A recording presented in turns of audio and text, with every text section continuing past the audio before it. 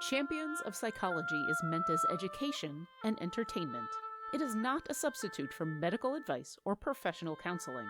Discussion of mental health topics will be primarily rooted in research and the personal experiences and self-disclosures of the hosts. While we can provide generalized education and possible mental health resources, we cannot offer any recommendations, advice, or opinions for any specific persons, cases, or situations. We provide these resources and links at our sole discretion, but have not necessarily vetted or reviewed any resource. We assume no liability for the use of the information or resources on these sites, and we encourage you to use your own best judgment.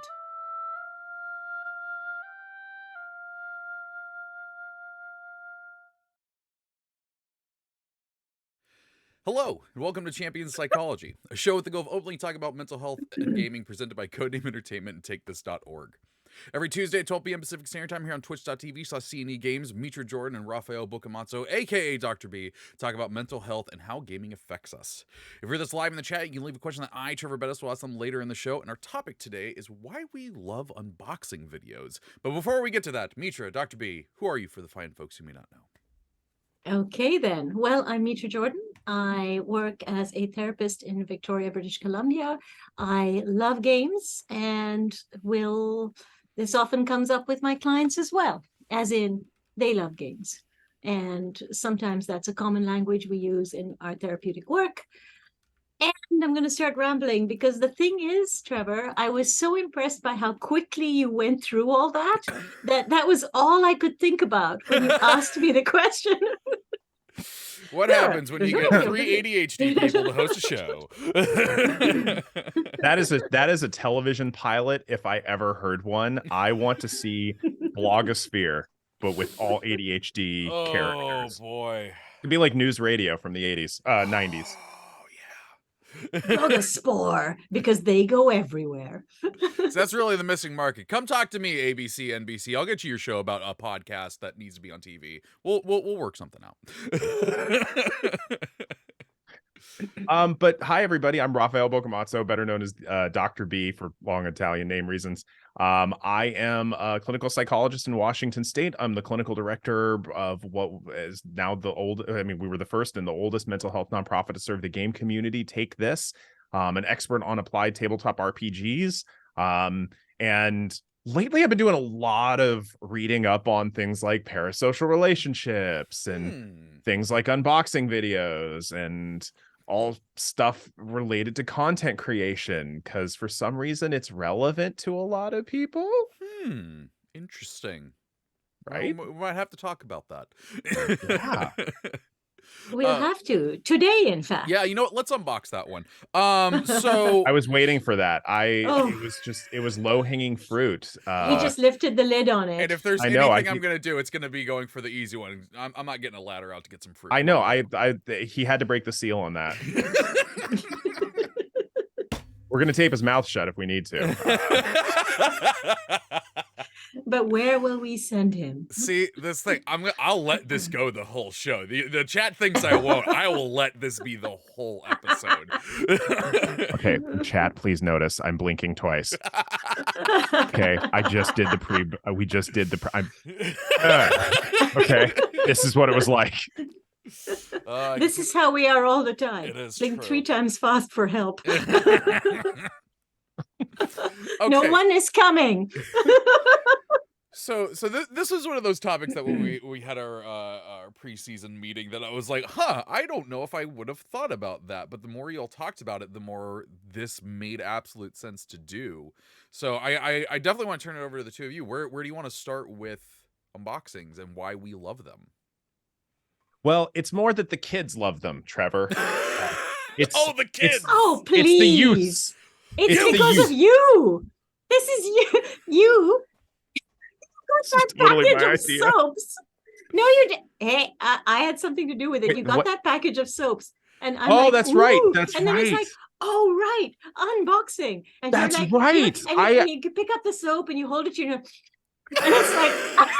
That's right. No, I Okay, he actually didn't got actually a do shaving that, but- soap delivery. As I forgot about that, I got a Who shaving gets soap delivery. those? As Who we, gets well, I them? got a shaving soap guy. I got a bow tie guy. I got a shaving soap guy.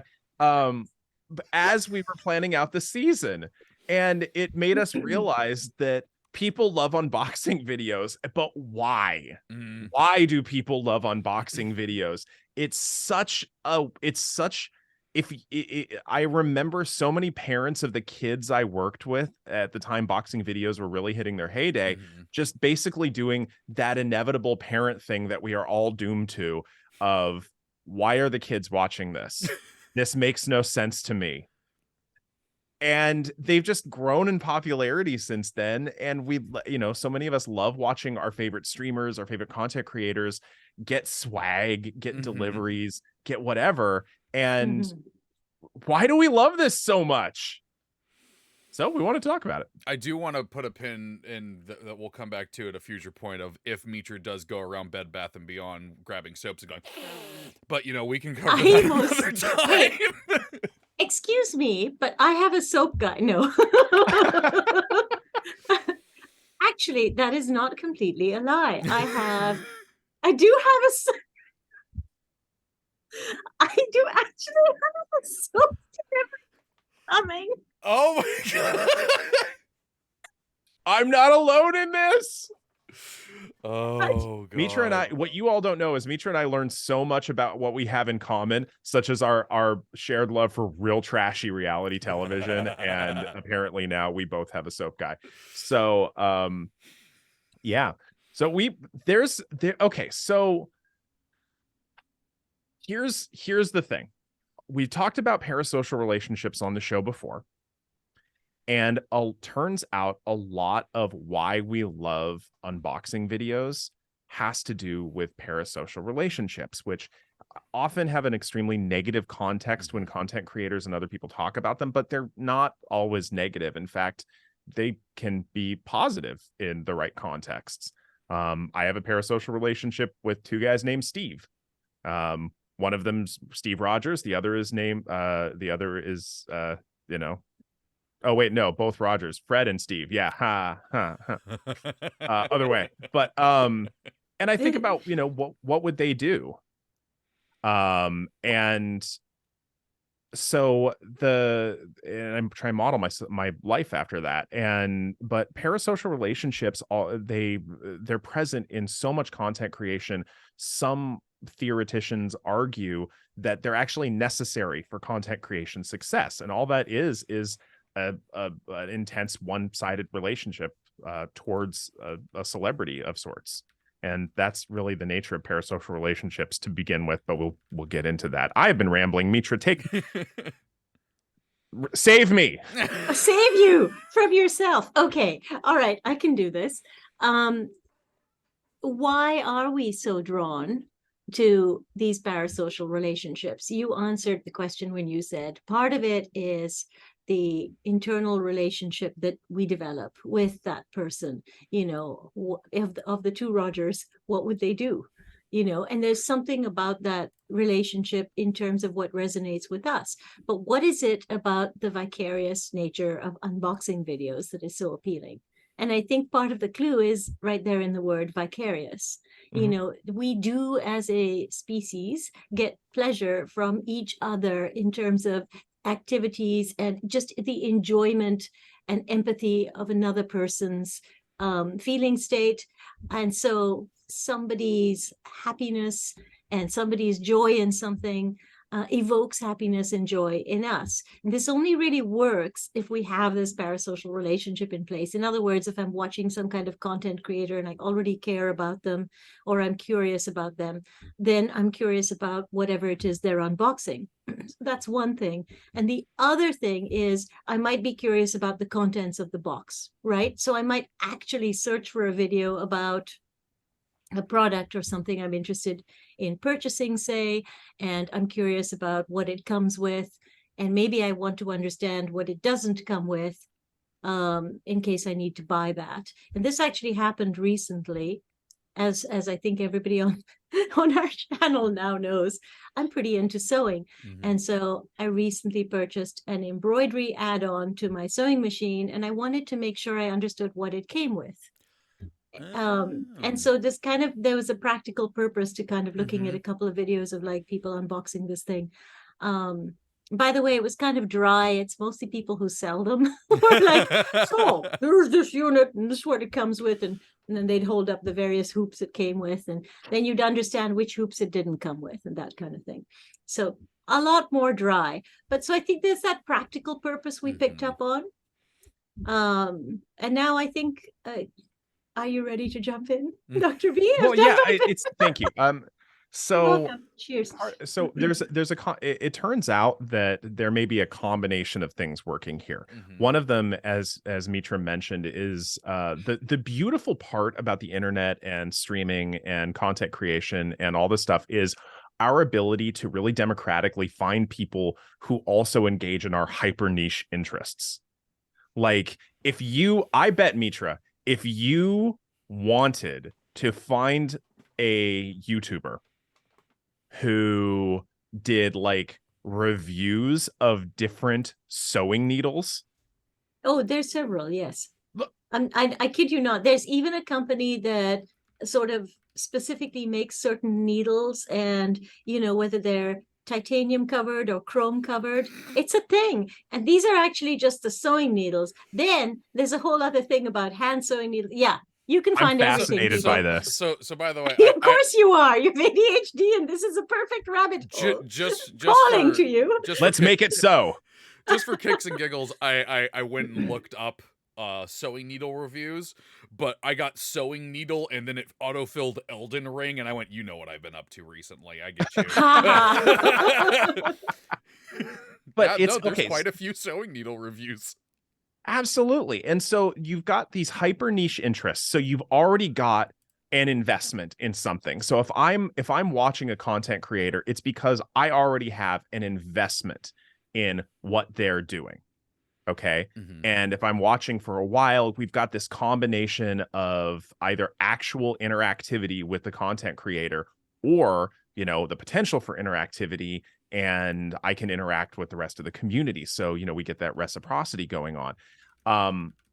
But on top of that, the interesting thing about content creation as opposed to like traditional celebrity status is that it's generally based on some aspect of themselves that's authentic.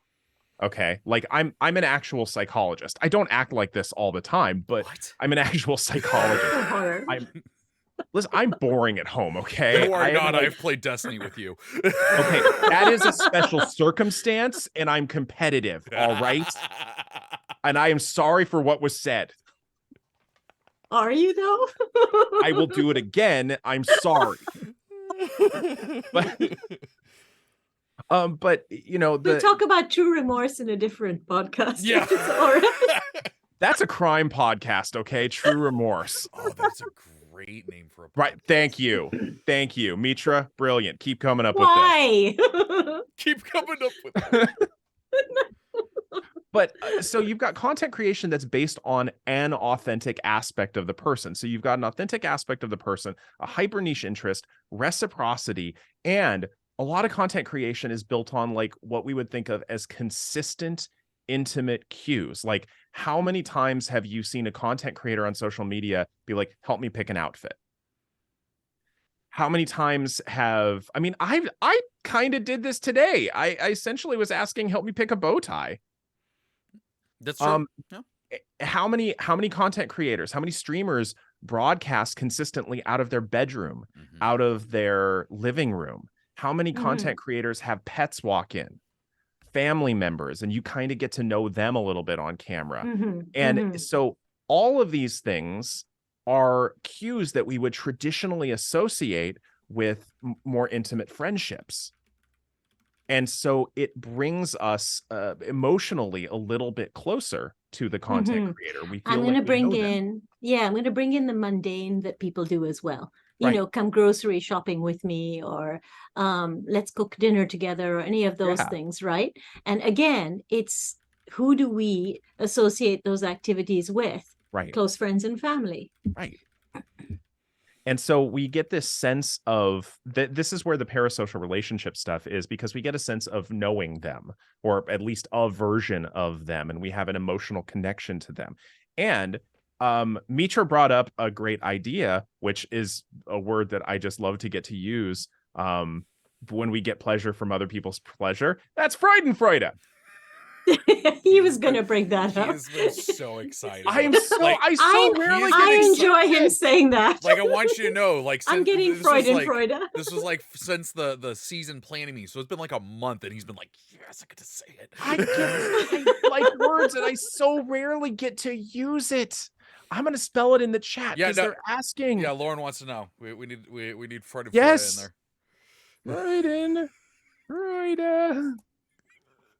Do you want to define it? Because I'm very tempted to, but I'm like going to wait because I want to say something. It's the Sigmund Freud fan club. That's what it really is. It's the opposite of Schadenfreude, where we take pleasure in people's misfortune in some way. Yeah, it's joy. It's joy. It's like sad joy is Schadenfreude, but this is Freudenfreude, so it's joy.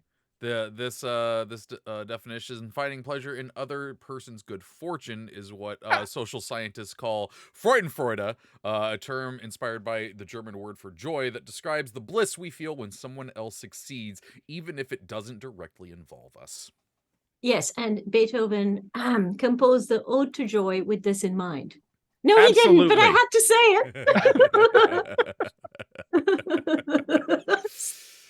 it. This is where things are going, folks. Maybe I should just calm down and have a cup of tea. But yeah, it's so you get that combination of things, of that hyper niche interest, that emotional connection to a content creator, and the authenticity behind them. You've already got that invested interest. You get to see the joy in what they're unboxing, and also we like surprises. Mm-hmm. We like surprises as people, especially if we're invested. Mm-hmm. And so you get all that stuff together, and unboxing videos are pretty neat. So unboxing videos can be super niche, but they can also be much more generalized. And I think those serve two purposes. And the niche one, of course, is we're engaging in our hobby together. Yeah. And the more general one is we're engaging in something we all understand, right? So I'm going to actually grab my box that was given to me by my fantastic middle child. I mean, they're all awesome, but my middle child and son-in-law are pretty awesome, really super awesome. So they got me a Boxu for Christmas, and they got me one, not a subscription. Okay, so for people who don't know, this is Japanese snacks and I was tea. looking for popcorn right now because I just wanted to have popcorn as we're watching that. Perfect. So this has been opened, but the idea is, opens the Boxu. Shows its content, which is this little booklet which tells you all about each of the items, little thank you card. And so if you were doing this, what are the items I must know? Really? We're doing that? To do the makeup thing where you just got because you got to get the focus on the camera. Folks, look at this adorable little. Am I parodying an unboxing video right now? Do they have the wasabi Kit Kats? No, this is not that kind of Boxu. It's good. What they have, let's see, there's some tea. Oh, that's nice. Which is super cute. We'll do look at the tea, people. So yeah. They have tea, they have some little mochis, which are super cute, and they all taste the same. They're just is it like with the Azuka paste? No, they aren't filled. Oh, they're just little sugary balls. Oh, that's nice. Yeah. Which actually tastes pretty good. Mm-hmm. Who knew sugar? So there's things. Good stuff. Mm-hmm. I mean, sugar is just generally good stuff, right? And there's a bit of cake, a little bit of green tea cake. Nice. So yeah, so that's the idea. I'm not doing this further. But the thing is though, is that I'm legitimately invested in this. Yeah. Okay, see, it happened so fast. Yeah, and 1 minute we're doing it. When you get that as a gift, you get to have that unboxing mode. You get a bunch of fun little things. You get and especially for us with ADHD, these are dopamine boxes. like Totally. that. Nope. And so I do think that there is part of that with it as well, why some people might like it, is because they get that same little hit of dopamine where they're just like, oh yay, something new and exciting. Well, there's also an element when it comes to parasocial identification with Mhm. traditional celebrities and with streamers. There is this element of what's called wishful identification, essentially wanting to be like them. And so there's an element. I mean, this is why influencers are so influential. I I I went down coffee Instagram rabbit So hole good. about 6 months ago, and it has been a bad call, but also amazing because for those who may not know, I love coffee. I love coffee. I love all things food and drink. I love coffee. And so I went down coffee Instagram rabbit hole, and I saw these devices for like whisking my espresso grounds to reduce the channeling of the espresso puck, and everybody was using them. And all these influencers that I started following. And then one day I looked up at Jessica and I was like, sweetie, I have been influenced. Click. And I bought one. And then they were using these espresso puck tampers that I had never seen before that had concentric rings on them because theoretically it disperses the coffee a little bit better in my espresso machine. I don't know how true that was, but again, honey, I have been influenced. Purchase. There we go. And This is it's because of the fascinating. unboxing videos. Well, Yeah, so one of the things that, because my wife also had this recently. She was not a coffee drinker. Okay, she wasn't a coffee drinker until 2021. And I can't remember what it even was that got her into it. But she also was like, you know what? If I'm going to start drinking coffee, I want to see what this coffee culture thing's about. That's how you and I yesterday were talking about Morgan Drinks Coffee. Great, great influencer. And she found her videos and we started watching those. She's wonderful. Oh, she's fantastic. And yeah, it was really cool to get to see her. Because, like, I just drank coffee. I've been... Fun fact, my grandmother used to put coffee in my baby bottle. I've been drinking coffee for a long time. I have questions. Yeah. I was once told that was terrible because coffee stunts your growth, and I came back with, well, I hate height, so that works out. But it was really cool to see that different aspect of it because, like, I've just been drinking coffee. I didn't really ever look into coffee culture or anything.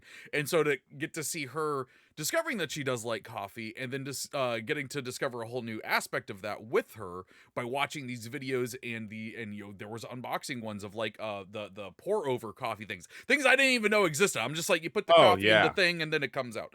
Oh no, Trevor. I have such delights to show you. I mean, you've got the pour over, you've got the Turkish coffee. I mean, the e-bricks are a whole thing unto themselves. You've got espresso, you've got, manual lever espresso, you got semi-automatic, you've got AeroPress, you got percolation, you got all this stuff. You doing a blend of coffee? You doing single origin? Well, they have different flavor profiles. You want chocolatey? Well, that's Central and South American. Should I just leave you two alone? In case folks haven't grasped, I'm actually a tea person. Thank you. But you I know love what? tea What's too. really... Oh, I miss tea too. Anyway, talk about it. Let's take a quick break to remind our viewers of our disclaimer, and we'll come back a little more on track. How's that sound?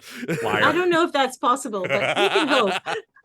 All right. Well, we'll be right back. Remember, you can put your questions into chat that we will answer at the end of this episode. Question, and then your question, and our awesome mods, Mars and Martin, will grab them, put a little text doc. So do that now with any questions you might have about why we do love unboxing videos. But until then, we'll be right back. Champions of Psychology is meant as education and entertainment. It is not a substitute for medical advice or professional counseling.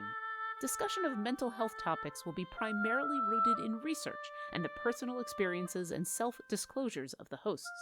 While we can provide generalized education and possible mental health resources, we cannot offer any recommendations, advice, or opinions for any specific persons, cases, or situations. We provide these resources and links at our sole discretion, but have not necessarily vetted or reviewed any resource. We assume no liability for the use of the information or resources on these sites, and we encourage you to use your own best judgment.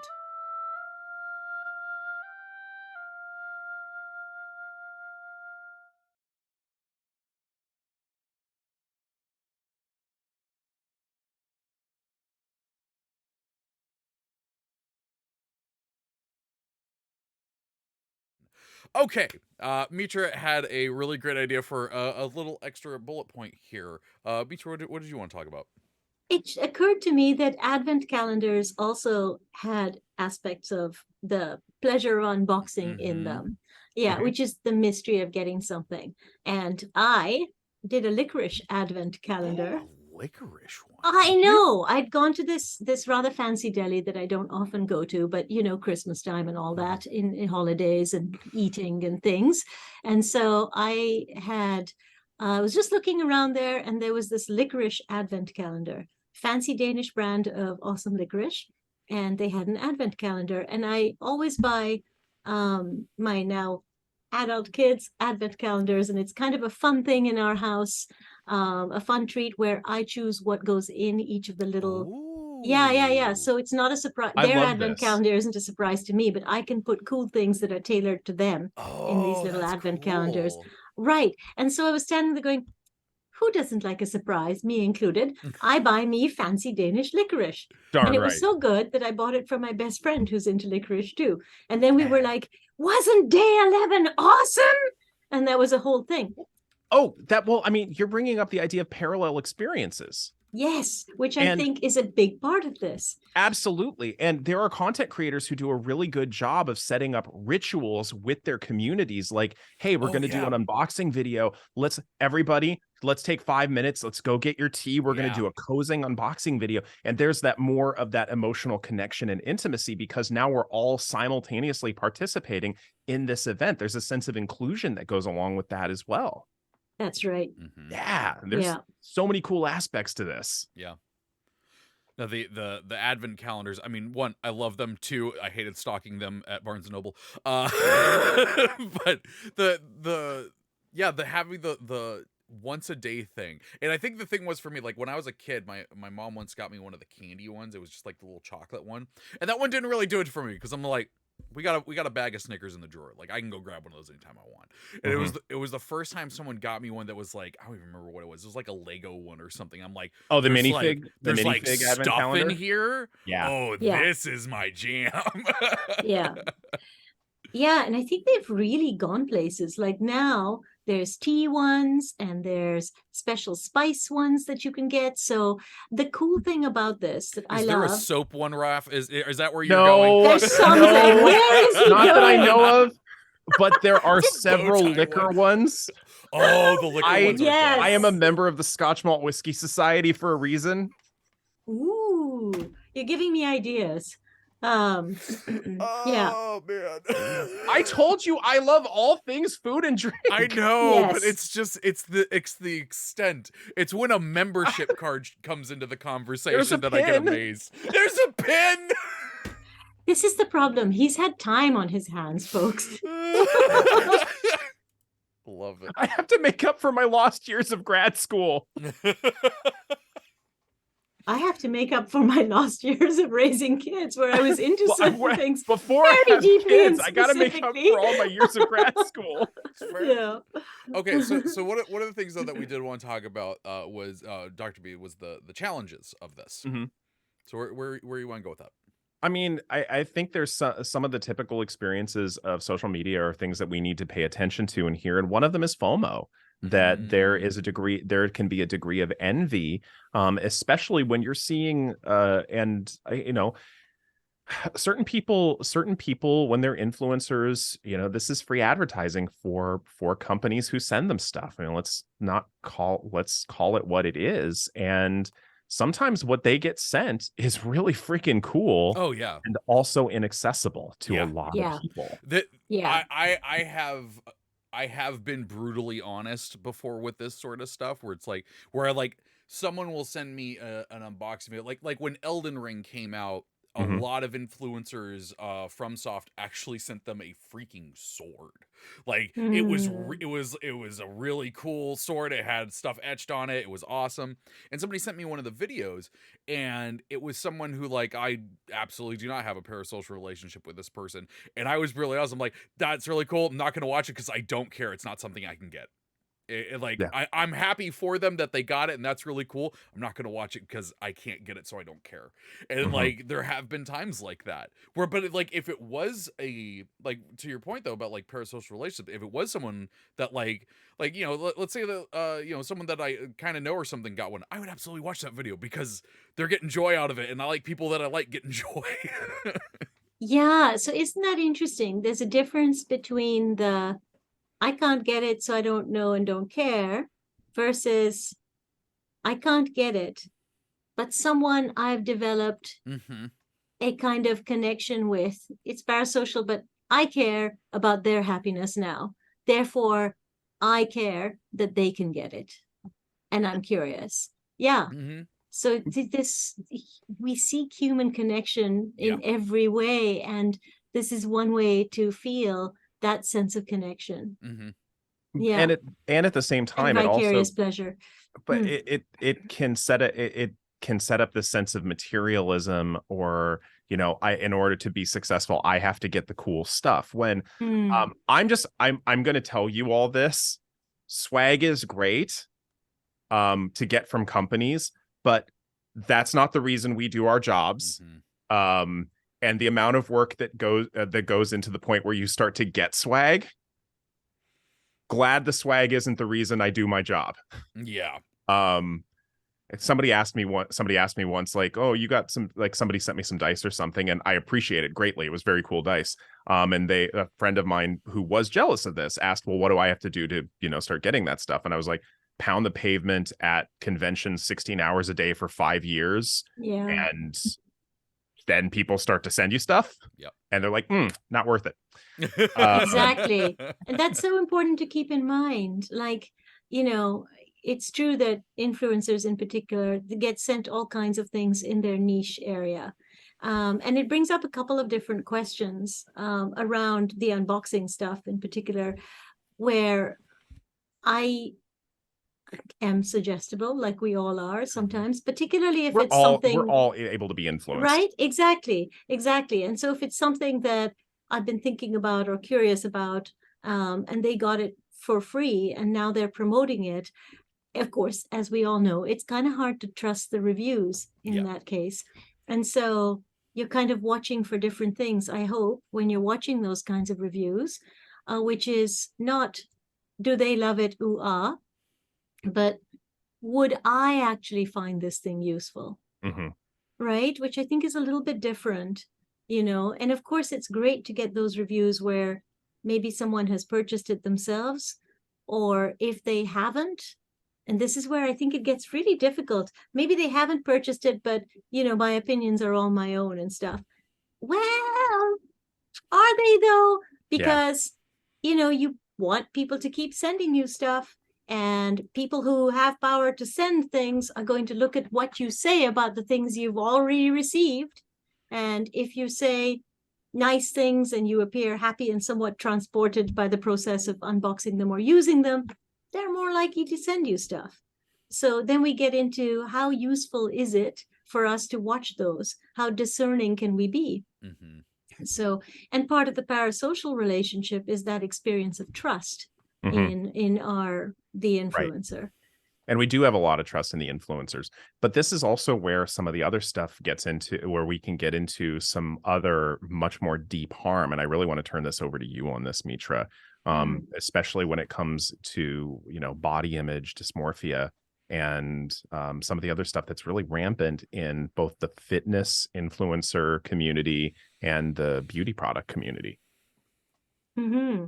Yeah. Influencers end up being models, if you will, for the products that they're sent. And sometimes, just as with magazines and so on, the way people stand or choose to show products or choose to use filters and so on can be deceptive. And particularly the influencers where there's just a little bit of an image or something or a still on Instagram, we can't always know the quality of a product. Sometimes as well, these kinds of products that are sort of related to appearance or spa type products, you know, spa quote unquote self-care boxes that people get, there's an idea about how I deserve, or I could treat myself to this thing, or so-and-so seems to be having such a good time with the products and with unboxing them, and I've had kind of a tough time, and this would make me feel good, right? And so the problem with that, of course, is while receiving something can be a dopamine hit, or, just hedonic pleasure, enjoyment, that doesn't mean that it's gonna work to feel better long term. We know this. And it doesn't mean that the product itself is necessarily going to work for us. So products can be highly scented, can be allergenic, can be not thoughtfully created. And the excitement around opening something, Big letdown. and potential, exactly, big letdown, sometimes cost. Sometimes you can't access these things unless there's a subscription. One of the things I appreciated about this whole Boccamazzo thing, and I know we're not promoting anything here, but you know what I just not a sponsor. Realized? I just realized I'm wearing a Destiny shirt that I got from a subscription box that I only did the subscription for because they said there was a Destiny shirt in it. I didn't even think about that putting on today. That's true. That's a piece of it. And so, yeah, I mean, I think I like the fact that you could get this thing without a subscription. Like, you can buy a one thing. And I would really encourage people, if possible, to do something like that versus subscribing to something. We know that subscriptions can also be really hard to get out of.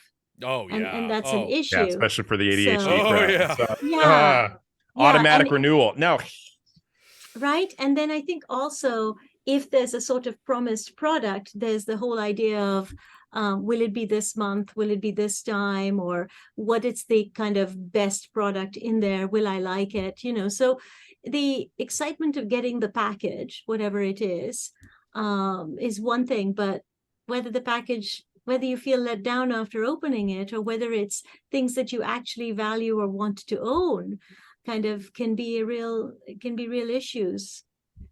It's often worth buying the one thing you want, actually purchasing it and paying more than some kind of subscription situation.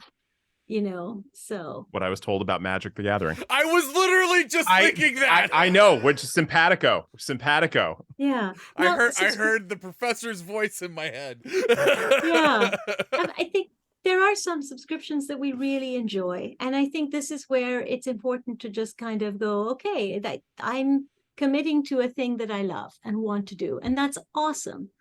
Right. But I think that can be different as well than the excitement is around this date where I'm getting a certain package.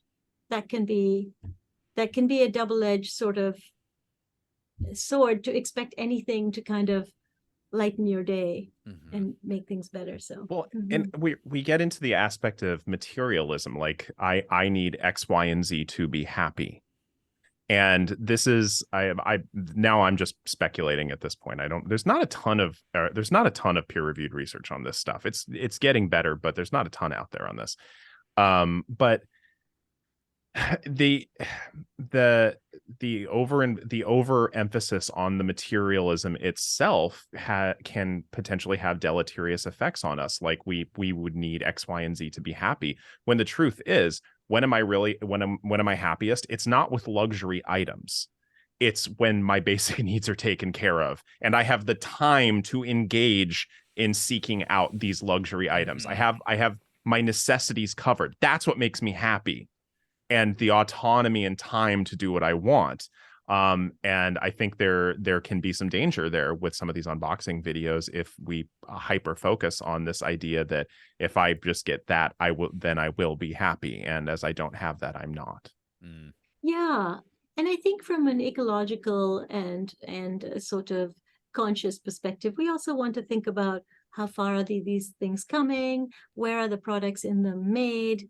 What sort of fair labor or wage are people paid for the work they've done?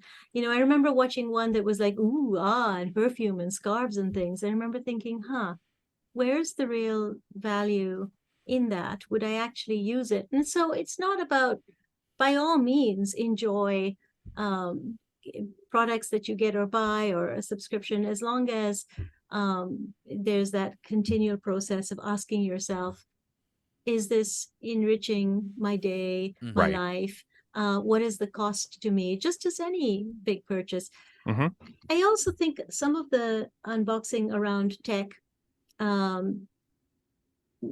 the shiny new big object that's quite a large cost to us, that can be interesting in terms of, again, knowing what's in there, what's included, what's not, and what to expect when you turn it on. How Yeah. does it work? I think that's fine, but somebody's initial excitement over receiving an item isn't the same as somebody's ongoing experience with it. Yeah. So, oh my goodness, these are fantastic headphones. Okay. Are you still going to love them 6 months from now? Are they still going to work? Were they still worth it? You know, I'm much more curious about that. So, and I think there's people certainly in terms of unboxing who've purchased like Kickstarter things and pledges that either haven't worked out, or Indiegogo or whatever those are, because those are also things that get unboxed. So just to bring those into the picture around early adoption and did we want it, did we need it, and the hype around it. So because all of that is part of this. Yeah. And one of the other dangers I think about, and this, we talked a little bit about this with when we talked about parasocial relationships in the past, is also parasocial over-identification. Essentially the loss of self. And really just like modeling one's entire life after the object of one's parasocial affection. Because again, on their own, parasocial relationships, not good or bad. Yeah. They're when they're healthy, they can actually be quite healthy. But when, you know, modeling your entire life after something, I mean, what was there was the woman in Eastern Europe about 15-20 years ago who like had so much plastic surgery to make herself look like a living Barbie doll. Right. I remember about that. And I just kept thinking about all the pain to go through that, all the money to go through that. I can't speak to whether or not, you know, she thought it was worth it. I personally wouldn't have found it worth it. But yeah, I mean, when we just shape our entire lives around needing certain material items that are really unnecessary, being